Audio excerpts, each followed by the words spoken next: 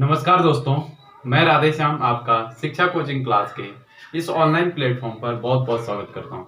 दोस्तों, आज मैं आपके लिए लेकर आया हूं हिंदी भाषा पार्ट 6 के रूप में हिंदी का विकास।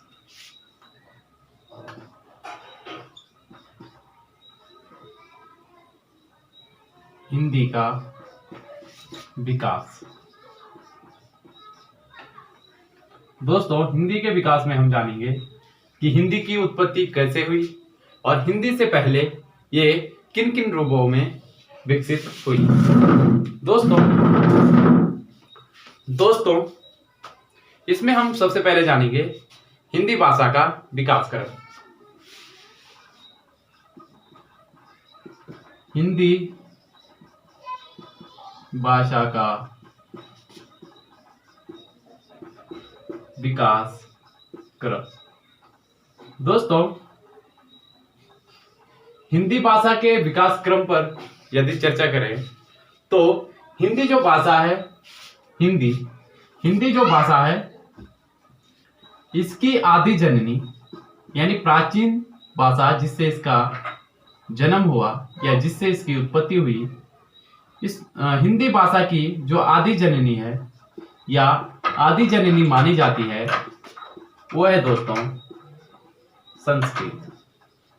दोस्तों, संस्कृत को हिंदी भाषा की आदि जननी मानी जाती है और जो एक आर्य भाषा थी। दोस्तों, संस्कृत एक आर्य भाषा थी जिसे हिंदी भाषा की आदि जननी माना जाता है। दोस्तों, यदि मैं हिंदी की बात करूं कि कहां से उत्पत्ति हुई और आज जिस रूप में हम इसका इस्तेमाल कर रहे हैं उस रूप तक पहुंचने में यह किन किन अवस्थाओं से गुजरी, तो सबसे पहले संस्कृत, तत्पश्चात पाली, तत्पश्चात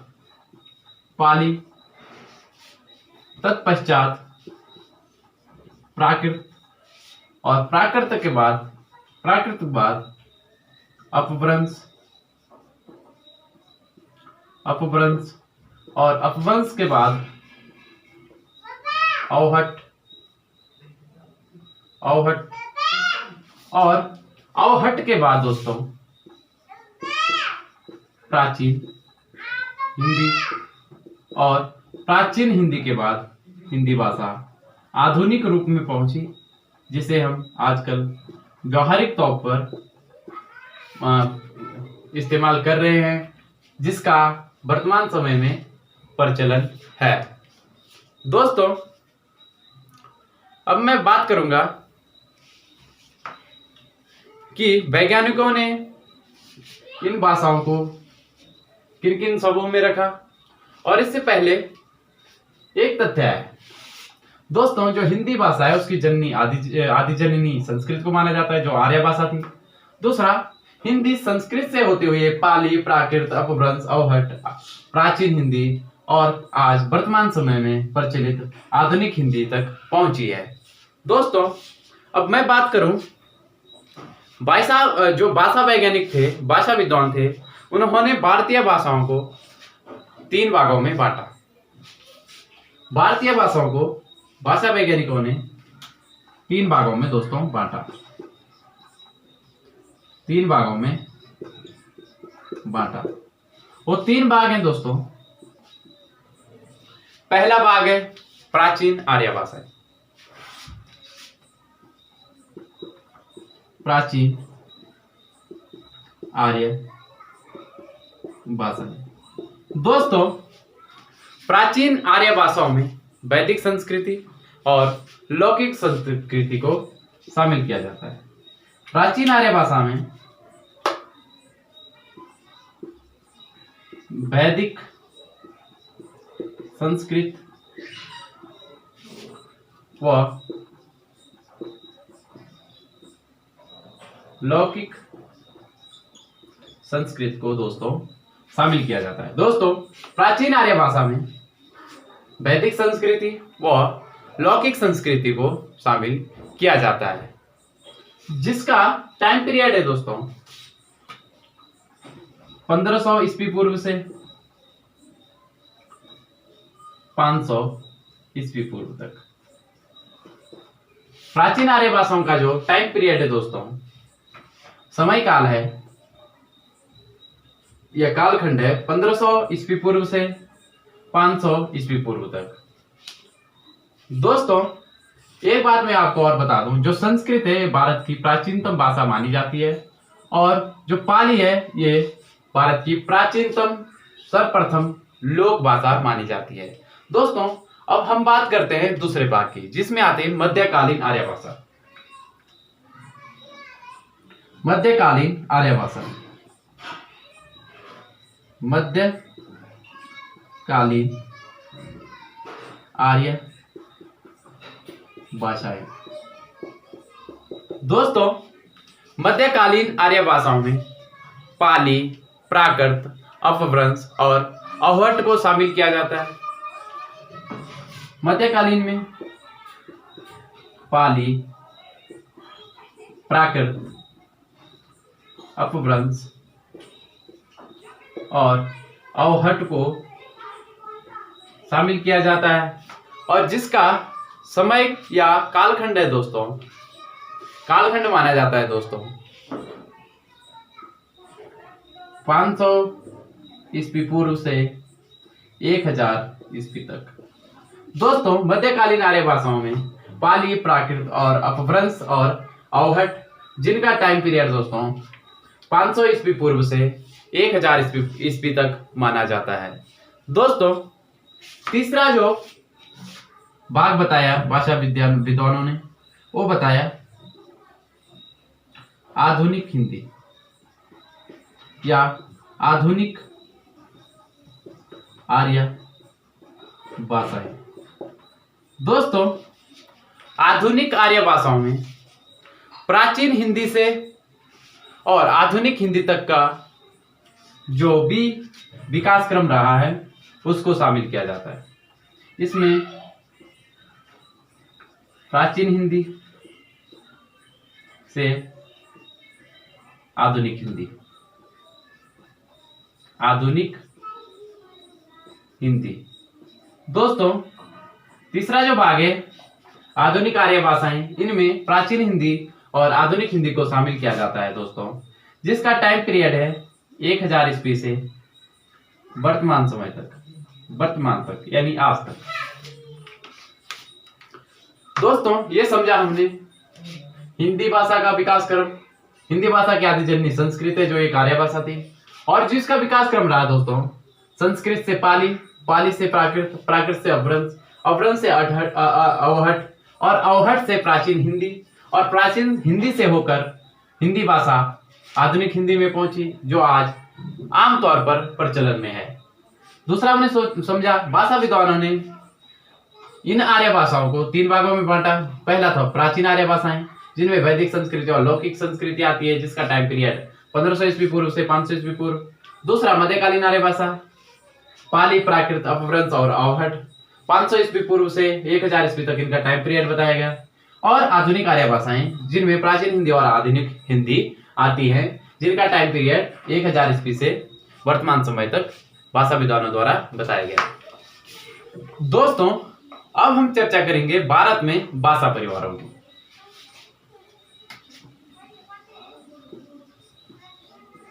भारत में भाषा परिवार। दोस्तों, भारत में भाषा परिवार पर अब हम चर्चा करेंगे। दोस्तों, इससे पहले एक फैक्ट हम और जान लेते हैं। वैदिक संस्कृति को दोस्तों छांदस नाम से भी जाना जाता है। छांदस। दोस्तों, छांदस। दोस्तों, वैदिक संस्कृति को या वैदिक संस्कृत को हम छांदस नाम से भी जानते हैं। अब बात करते हैं भारत में भाषा परिवारों पर। दोस्तों, भारत में 4 भाषा परिवार पाए जाते हैं।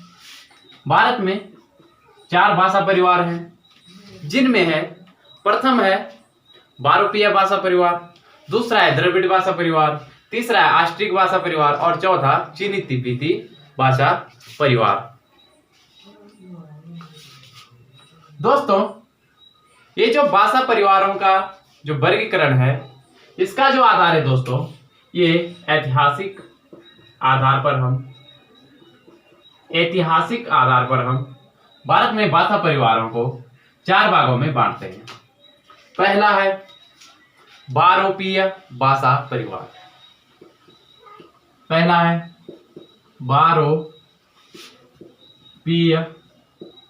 भाषा परिवार।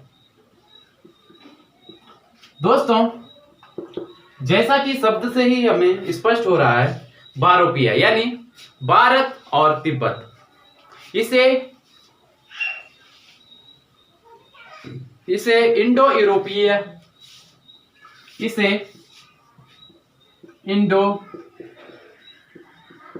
यूरोपियन भाषा परिवार भी कहा जाता है। दोस्तों, बारोपीय भाषा परिवार को इंडो बारोपीय या इंडो यूरोपियन भाषा परिवार भी कहा जाता है। साथ ही ये भारतीय और यूरोपीय भाषाओं का मिश्रित रूप वाला परिवार माना जाता है। दोस्तों, यह जो भाषा परिवार है, ये भारत व यूरोपीय मिश्रित भाषा परिवार माना जाता है। भारत व भारतीय व यूरोपीय भाषाओं का मिश्रित रूप है। जो बारोपीय परिवार है दोस्तों, ये भारतीय व यूरोपीय भाषा का मिश्रित रूप है। दूसरा दोस्तों, इसकी जो विशेषता है, इसमें संस्कृत और उससे उत्पन्न भाषाएं आती हैं और भारत में इसके बोलने वालों की जो जनसंख्या है वो 73% है। दोस्तों, बारोपीय परिवार या बारोपीय भाषा परिवार की जो जनसंख्या है, प्रतिशत है दोस्तों, वो 73% है। यानी बारोपीय भाषा परिवार में बोलने वालों की जो संख्या है वो 73 या 73% है। दूसरा है दोस्तों द्रविड़ भाषा परिवार। द्रविड़ भाषा परिवार दूसरा है दोस्तों द्रविड़ भाषा परिवार। इसमें दोस्तों मैक्सिमम दक्षिण भारत की भाषाएं आती हैं, दक्षिण भारतीय भाषाएं आती हैं। द्रविड़ भाषा परिवार में दोस्तों दक्षिण भारतीय भाषाएं आती हैं, जैसे तेलुगु, तमिल, मलयालम, कन्नड़ आदि। और दोस्तों इसके जो बोलने वालों की जो जनसंख्या है वो है दोस्तों 25%, 25% जनसंख्या द्रविड़ भाषा परिवार से संबंधित है। और द्रविड़ भाषा परिवार में दक्षिण भारत की भाषाएं आती हैं, जैसे तेलुगु, तमिल, मलयालम, कन्नड़ आदि। नेक्स्ट जो भाषा परिवार है दोस्तों वो है ऑस्ट्रिक भाषा परिवार। दोस्तों जो ये ऑस्ट्रिक भाषा परिवार है, ये मैक्सिमम प्राचीन जो जनजातीय समूह है उनकी भाषाओं का समूह है। दोस्तों ऑस्ट्रिक भाषा परिवार में प्राचीन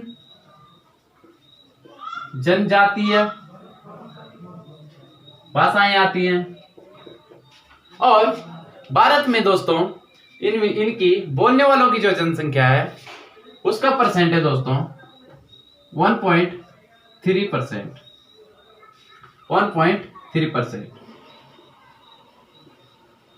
दोस्तों ऑस्ट्रिक भाषा परिवार में प्राचीनतम जो जनजातियां हैं उनकी भाषाएं शामिल की जाती हैं और भारत में ये परिवार या इन भाषाओं को बोलने वालों की जो जनसंख्या का प्रतिशत है वो है 1.3%।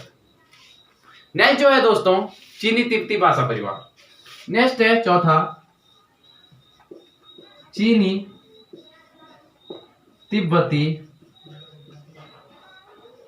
भाषा परिवार। दोस्तों चीनी तिब्बती भाषा परिवार में मैक्सिमम हिमालय की जो तलहटी में रहने वाले समूह हैं। कौन? हिमालय की तलहटी बोले तो आपका हिमालय क्षेत्र के बाद जो पहाड़ी इलाका लगता है बोटिया का, और यानी जो तिब्बत के साथ मिलने वाला बॉर्डर वाला जो क्षेत्र है हिमालय प्रदेश का, उसकी तलहटी में जो जनसमूह रहते हैं उनकी भाषाओं को इसमें शामिल किया जाता है। और भारत में दोस्तों इन भाषाओं को बोलने वालों की जो जनसंख्या है यह है दोस्तों 0.7%, 0.7%। दोस्तों हमने अभी जाना भारतीय परिवार भाषा परिवार, जिसको इंडो यूरोपियन भाषा परिवार भी कहा जाता है, और इसमें संस्कृत से जो उत्पन्न भाषाएं हैं उनको शामिल किया जाता है। और भारत में जो ये भाषा परिवार है इनकी जो जनसंख्या है वो है दोस्तों 73%। और द्रविड़ भाषा परिवार जिसमें दक्षिण भारतीय भाषाओं को शामिल किया जाता है और बोलने वालों की जनसंख्या परसेंट है दोस्तों वो है 25% या 25%। तीसरा है आस्टिक भाषा परिवार जिनमें प्राचीन जनजातीय समूहों की भाषाओं को शामिल किया जाता है और भारत में बोलने वालों की संख्या है दोस्तों 1.3% या 1.3%। चौथा है दोस्तों चीनी तिब्बती भाषा परिवार जिसमें हिमालय की तलहटी में जो रहने वाले जनसमूह हैं, तिब्बत के साथ जो बॉर्डर बनाने वाले जनसमूह हैं, उनकी भाषाओं को शामिल किया जाता है। और भारत में बोलने वालों की जनसंख्या परसेंट दोस्तों 0.7% चीनी तिब्बती भाषा परिवार का है। दोस्तों अब हम बात करेंगे अपभ्रंश व उससे उत्पन्न भाषाओं की। दोस्तों अपभ्रंश का जो अर्थ है, अपभ्रंश का अर्थ है रूप का बिगड़ना, यानी मूल रूप का बिगड़ना। जब किसी भाषा का रूप बिगड़ जाता है तो उसे अपभ्रंश कहते हैं। दोस्तों संस्कृत से पाली व प्राकृत के बाद क्या हुआ? संस्कृत के बाद या संस्कृत से जब पाली व प्राकृत आई तो उसके बाद इन भाषाओं का मूल रूप जो है वो बिगड़ गया और विभिन्न समूहों के समूहन के बाद विभिन्न अपभ्रंश भाषाओं की उत्पत्ति हुई। दोस्तों संस्कृत के बाद जब भाषा का विकास क्रम पाली और प्राकृत में पहुंचा तो उसके बाद दोस्तों उन भाषाओं का रूप बिगड़ गया, यानी जो विभिन्न समूहों की भाषा थी उनका समूहन हो गया और उसके फलस्वरूप दोस्तों अपभ्रंश की उत्पत्ति हुई, विभिन्न भाषाओं की अपभ्रंश की उत्पत्ति हुई, जिसमें है दोस्तों नंबर 1 जैसे सौर सैनी अपभ्रंश। पहला है दोस्तों सौर सैनी अपभ्रंश। दोस्तों सौर सैनी अपभ्रंश से मैंने आपको पहले बताया मैक्सिमम जो पश्चिमी हिंदी की जो बोलियां हैं या जो पश्चिमी हिंदी भाषा है उसकी उत्पत्ति हुई सौर सैनी अपभ्रंश से। दूसरा गुजराती और राजस्थानी।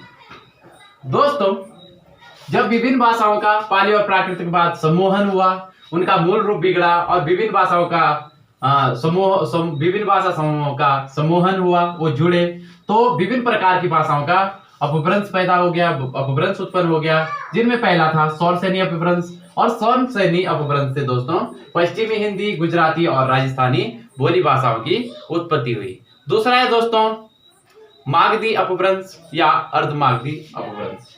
दूसरा है मागधी अपभ्रंश। दोस्तों मागधी अपभ्रंश से बिहारी हिंदी, बांग्ला, उड़िया, असमिया आदि भाषाओं की उत्पत्ति हुई। मागधी से बिहारी हिंदी, बांग्ला, असमिया व उड़िया भाषाओं की उत्पत्ति हुई। तीसरा जो अपभ्रंश है दोस्तों अर्धमागधी उपभ्रंश। अर्धमागधी अपभ्रंश।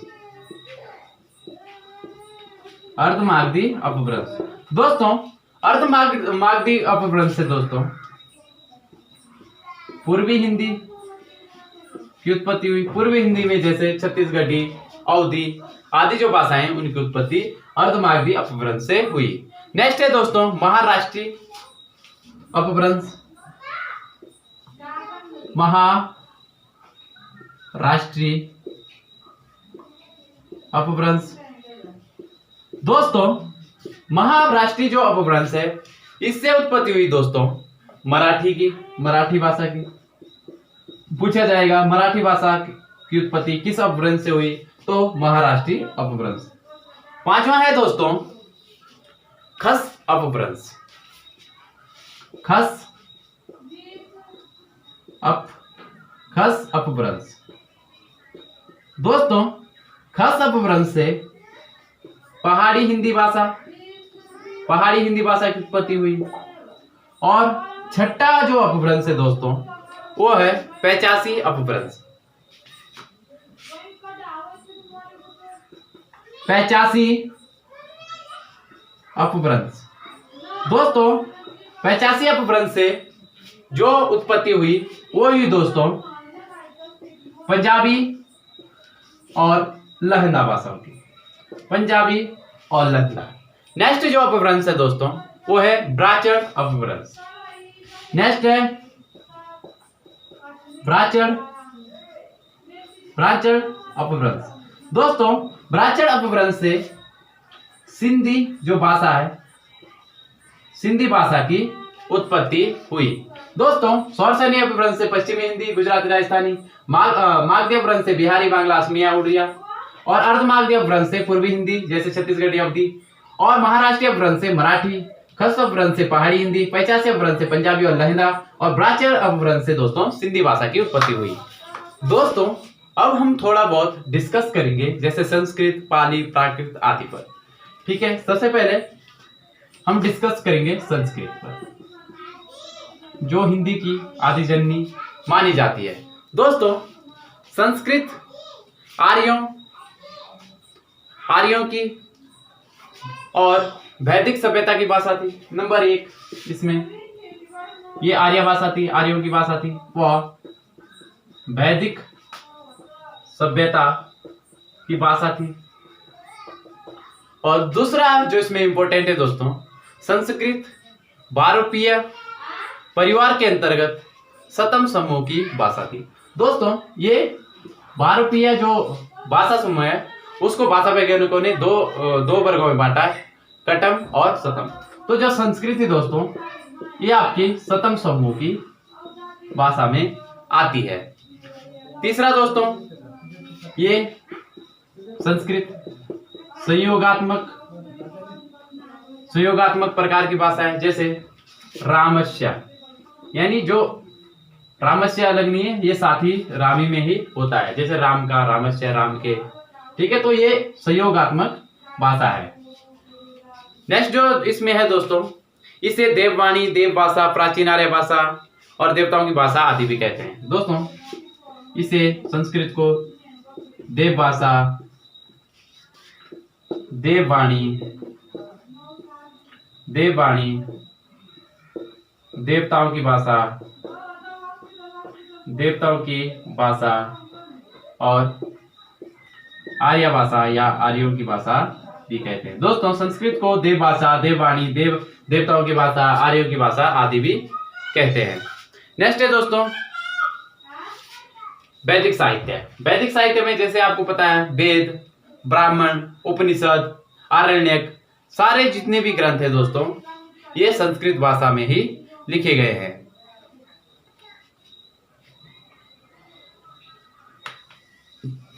नेक्स्ट जो संस्कृत के जो साहित्य हैं, वैदिक साहित्य, वो मैंने आपको बता दिए। जैसे वेद, ब्राह्मण, उपनिषद, आरण्यक आदि जितने भी ग्रंथ हैं दोस्तों संस्कृत भाषा में लिखे गए। दोस्तों संस्कृत दिवस कब मनाया जाता है, प्रश्न आ सकता है। दोस्तों संस्कृत दिवस प्रत्येक वर्ष श्रावण पूर्णिमा। दोस्तों, संस्कृत दिवस प्रत्येक वर्ष श्रावण पूर्णिमा को मनाया जाता है। दोस्तों, संस्कृत दिवस प्रत्येक वर्ष श्रावण पूर्णिमा को मनाया जाता है। दोस्तों, एक अन्य फैक्ट हमें याद रखना है कि जो उत्तराखंड सरकार है उसने संस्कृत को, उत्तराखंड सरकार ने, यूके गवर्नमेंट ने, उत्तराखंड सरकार ने संस्कृत को द्वितीय राजभाषा का दर्जा दिया या द्वितीय राजभाषा के श्रेणी में शामिल किया।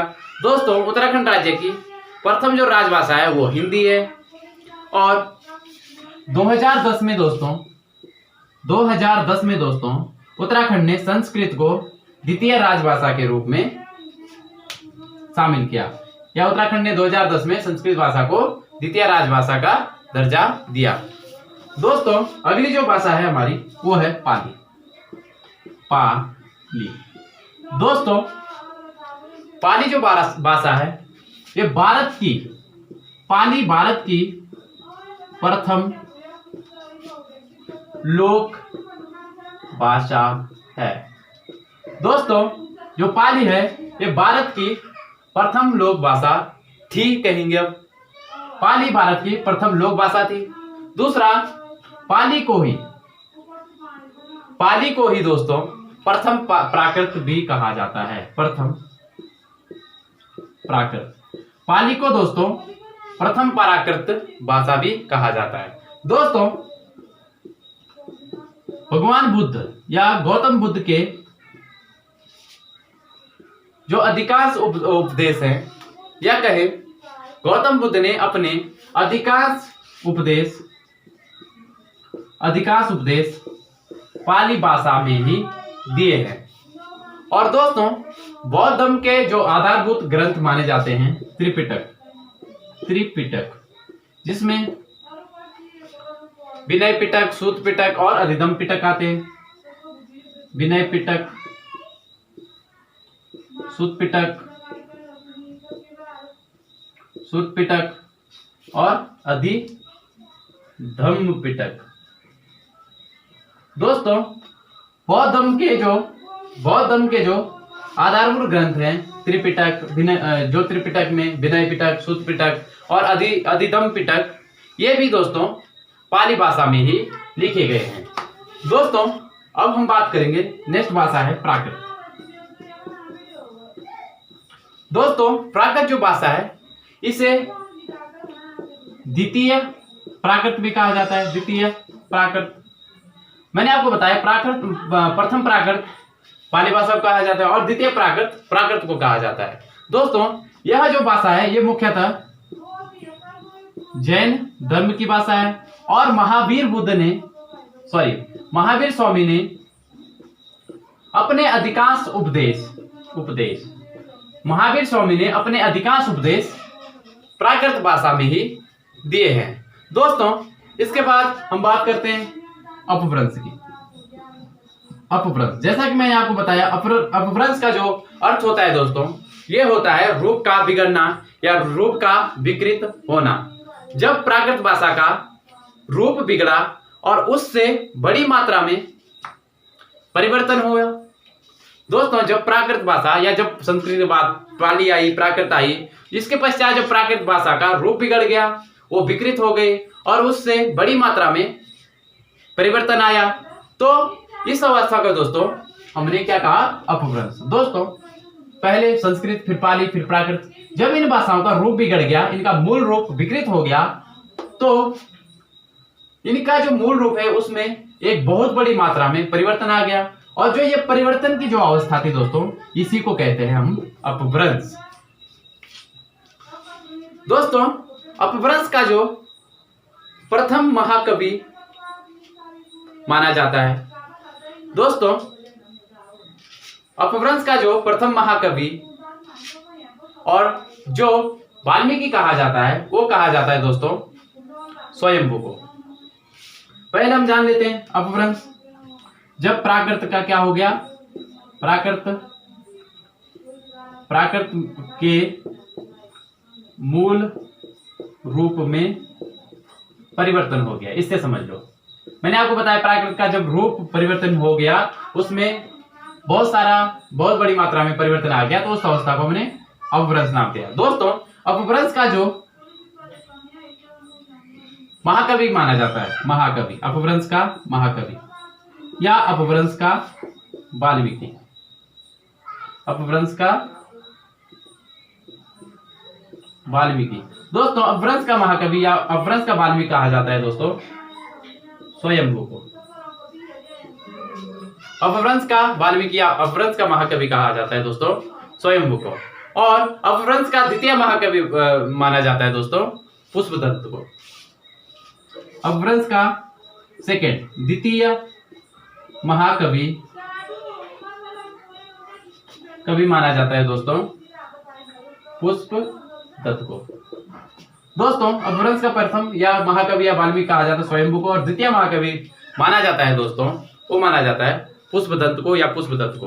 दोस्तों, अपभ्रंश के जो तीसरे महाकवि हैं वो धनपाल माने जाते हैं। दोस्तों, थर्ड महाकवि माने जाते हैं धनपाल। दोस्तों, नेक्स्ट जो भाषा या अवस्था है वो है अवहट। अवहट वह अवस्था है दोस्तों जब क्या हुआ, अपभ्रंश का भी अपभ्रंश हो गया, यानी जो प्राकृत भाषा का जो रूप बदला वो अपभ्रंश बना। जब अपभ्रंश भाषा का भी रूप बिगड़ गया, उसमें भी बहुत बड़ी मात्रा में परिवर्तन आ गया, तो उस अवस्था को दोस्तों हम क्या कहते हैं, अवहट, यानी अपभ्रंश का अपभ्रंश। जब अपभ्रंश का भी अपभ्रंश हो गया, अपभ्रंश का भी जब रूप बदल गया, उसमें बहुत बड़ी मात्रा में परिवर्तन आ गया, तो उस अवस्था को दोस्तों कहते हैं अवहट। दोस्तों, अपभ्रंश और जो प्राचीन हिंदी है दोस्तों, जो अवहट है, अवहट, उसको अपभ्रंश और प्राचीन हिंदी के बीच की संक्रमणशील भाषा भी कहते हैं। दोस्तों, आपको पता है पाली, प्राकृत और प्राकृत अपभ्रंश, और अपभ्रंश के बाद अवहट, और अवहट के बाद प्राचीन हिंदी। यानी जो अवहट है इसे अपभ्रंश और प्राचीन हिंदी के बीच की संक्रमणशील भाषा भी कहते हैं, क्योंकि ये अपभ्रंश से सीधे अवहट बनी, अवहट से सीधे प्राचीन हिंदी को जोड़ती है, इसलिए इसको अपभ्रंश और प्राचीन हिंदी के बीच की संक्रमणशील भाषा भी कहते हैं। दोस्तों, चंद्रधर जो शर्मा गुलेरी थे, उन्होंने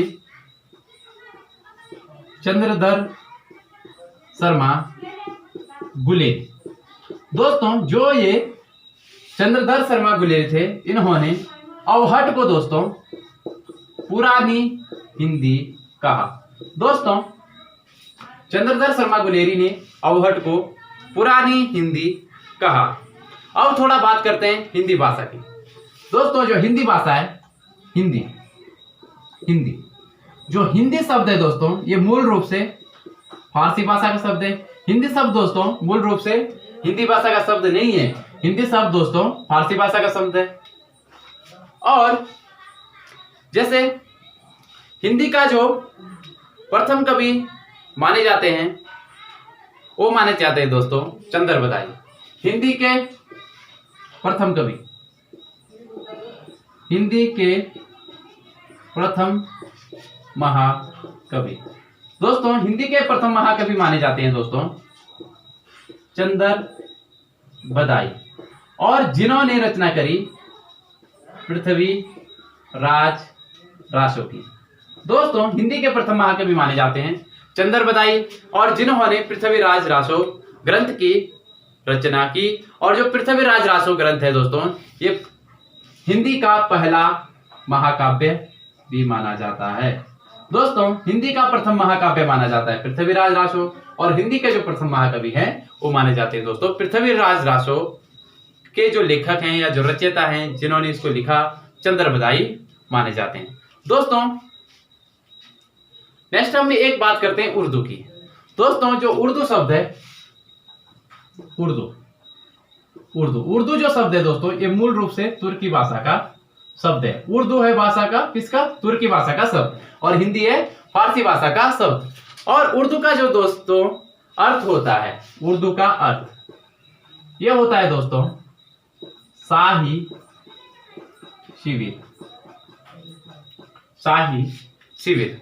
दोस्तों आज हमने हिंदी भाषा का विकास समझा, और आज के इस वीडियो में बस इतना ही, क्योंकि वीडियो लंबी हो जाएगी और आपको बोरिंग हो सकती है।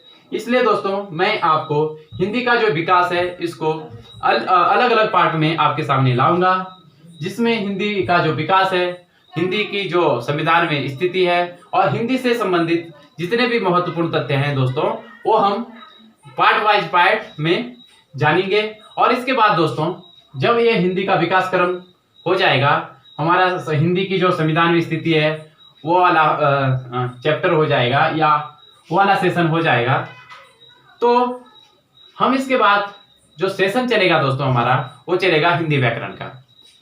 तो मिलते हैं दोस्तों नेक्स्ट वीडियो में। तब तक नमस्कार, जय भारत।